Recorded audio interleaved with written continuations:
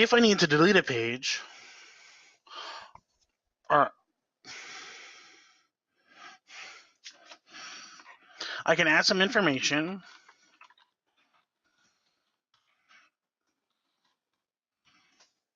and when I'm ready, I'll hit the blue Save button in the upper right-hand corner.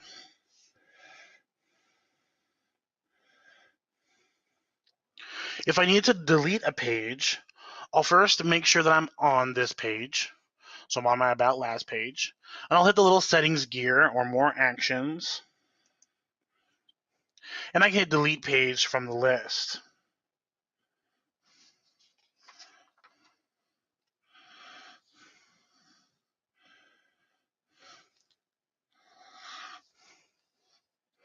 I could copy this page. I could move this page, or can I adjust some of those page settings?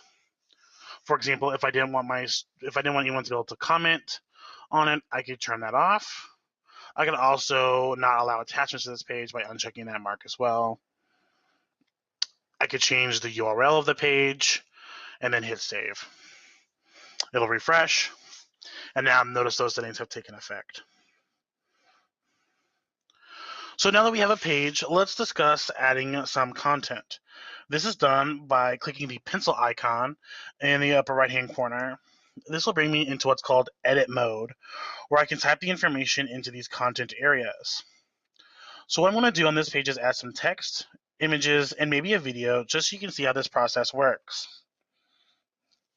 As I type text, just like with any editor, I can change the size. I can change the font. And these are just a few fonts. We can get into some more fonts later on. And I can change the alignment, make it bold, italics, underlined, change the color.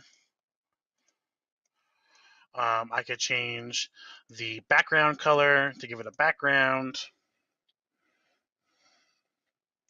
Whatever I'm needing. A lot of times when I'm planning a website, I may sketch out how I want different things to appear on the page. With sites, there are many different layout options for me to choose from. As I choose one, my page will automatically update. If I want to choose maybe a 2-column layout, I could go to Layout and choose 2-column, and my page will automatically update, and now I have 2 content boxes or columns on my page. If I wanted to insert an image on this area, I'll first click on it to make my insertion point go there.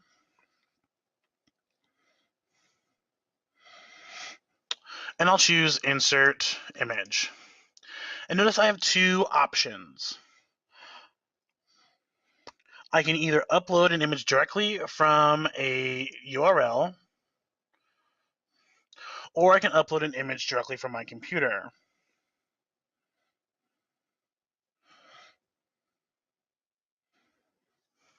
In this case, I'm going to upload an image this way. Here's an example of an FBLA t-shirt that we might be using.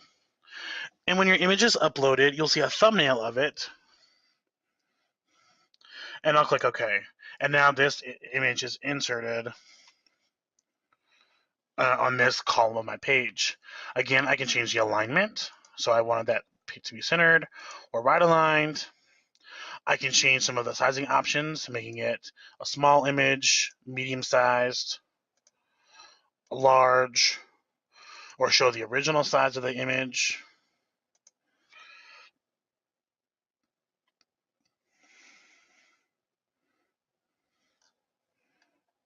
And then these last options are word wrap. If I was putting some text around this page, I might want to turn the text wrapping feature on, so my words wrap easily around this image.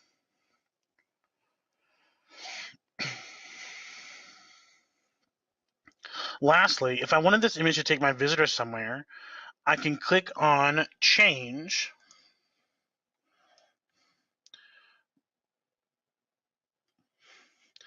And add a different URL that I may want my audience to go to.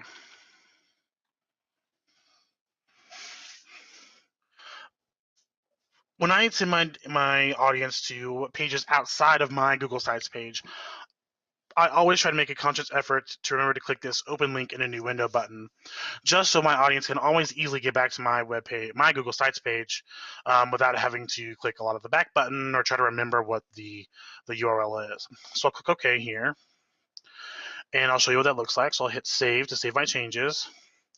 And now when I click this image, notice that my cursor is at hand with a pointer on it. When I click it, it's going to take me to the fbla.org webpage. And there we go.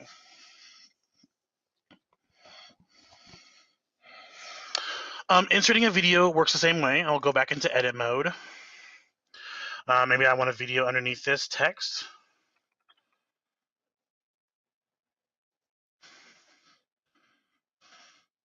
I'll enter down.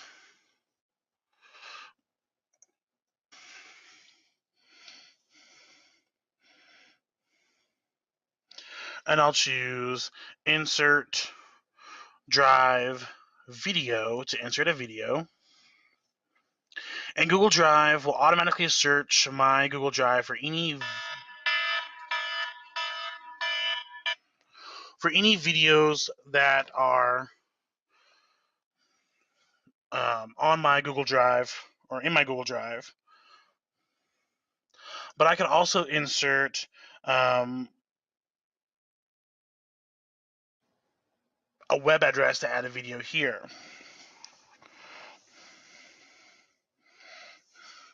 We can add content directly from YouTube.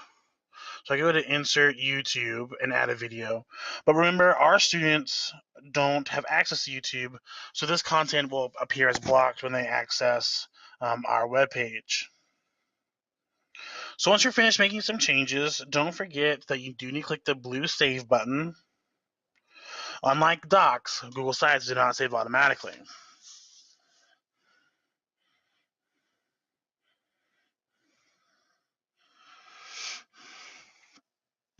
I'm going to insert another page, so I'll go back to this Create Page button.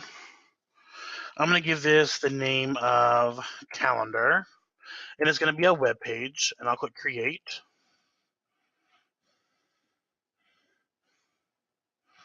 And so let's say that I wanted to insert an actual copy of my Google Classroom calendar onto this page. I could do that fairly easily. I'll go to Insert and choose Calendar. And I can see a listing of all of my calendars that I have inside of my Google Calendar. I'm going to find my personal Google Calendar.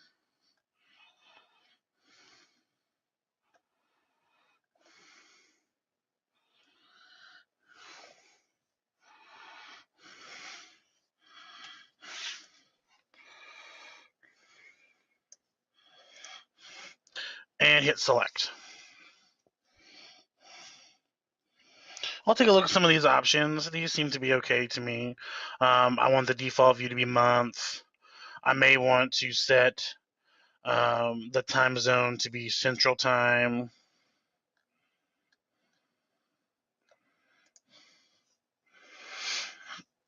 And I'll hit Save.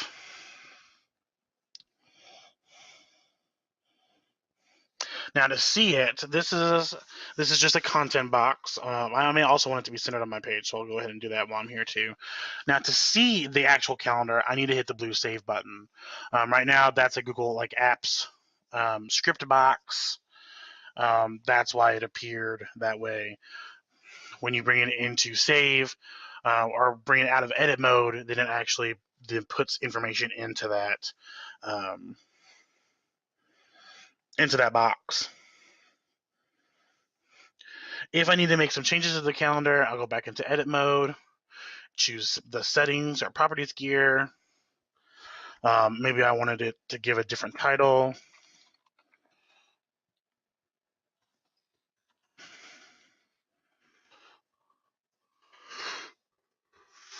And again, I'll hit save.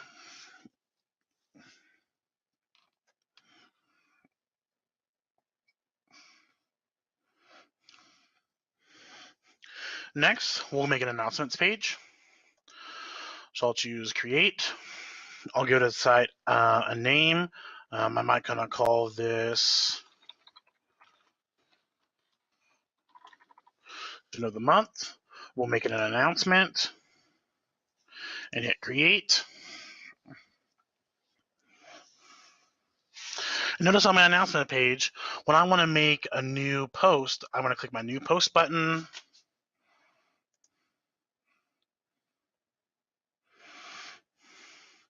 I'll change the title of my post.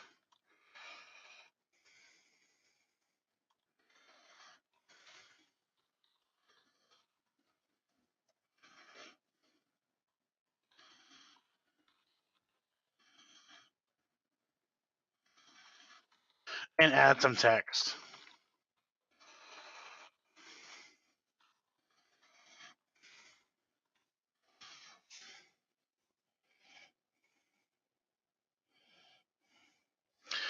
The name of your post is important, as this is what the viewers will see to click on to find more information.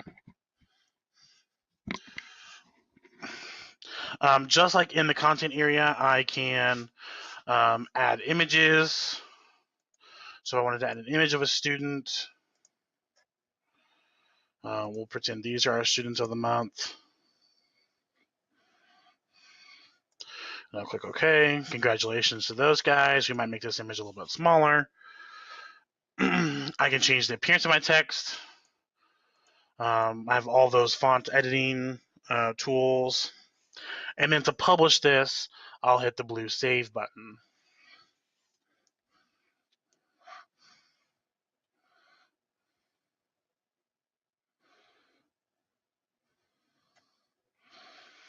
Now, when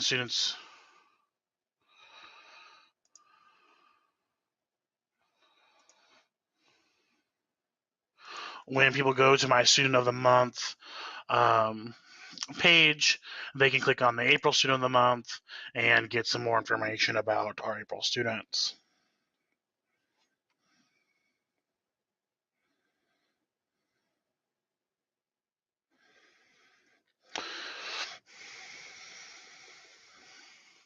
So far, just a recap, we have our home page. We've created a couple of different web pages. We've created a web page for a calendar, and we've inserted some images and videos. We've created an announcements page. And so let's take a look at the file cabinet. So I'll create page.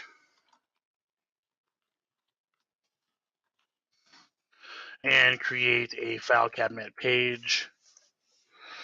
And click create. This is where we're going to store copies of extra handouts, notes, rubrics, all those things that students are notorious for leaving behind somewhere, or never make it home with for parents to begin with.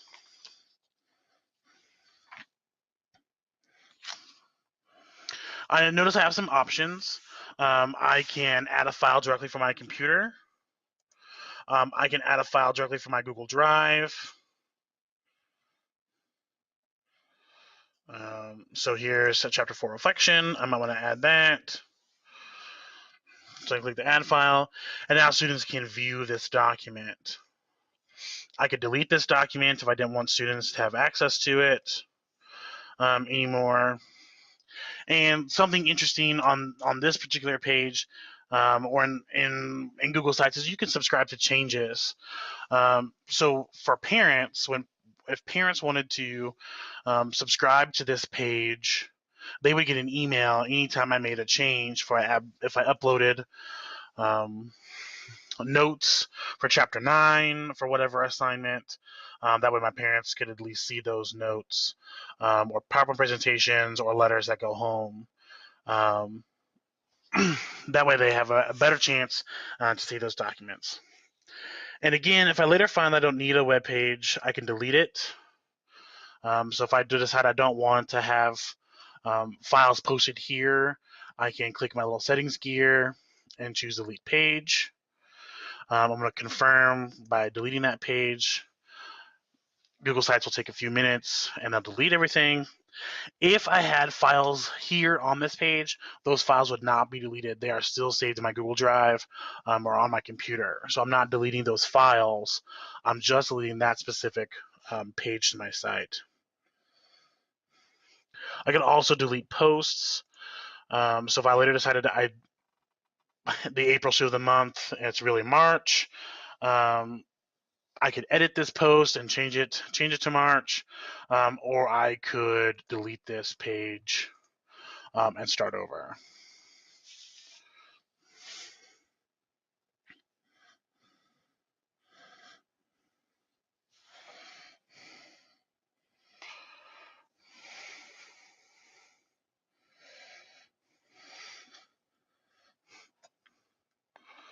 All right, let's go back to our About page, and we'll do some drag and drop editing. So I'll go back into edit mode. I can click on things and move them around, and this is called drag and drop editing. So I moved my picture from this column to the next. So I clicked on it to activate it. I'm gonna click and hold down on my mouse, and then drag it over, and it will move.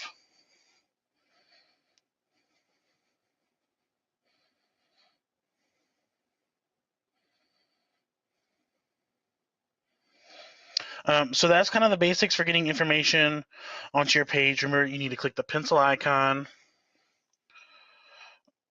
There are several things we didn't go over into this tutorial.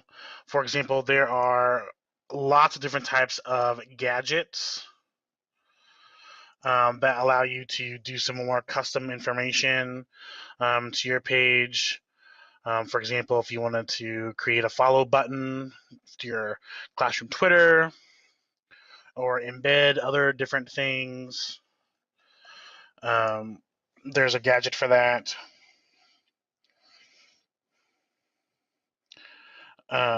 If you need to put a map or add things from your Google Drive or on other pages, run scripts, or insert HTML boxes for embedding non-Google things to your site, that's all done through these gadgets here.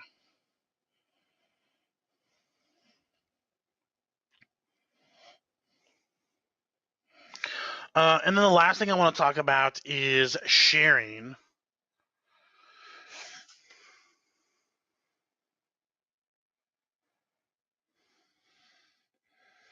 One of the best parts about sites is that you can make things public or as private as you like. If I click the blue share button,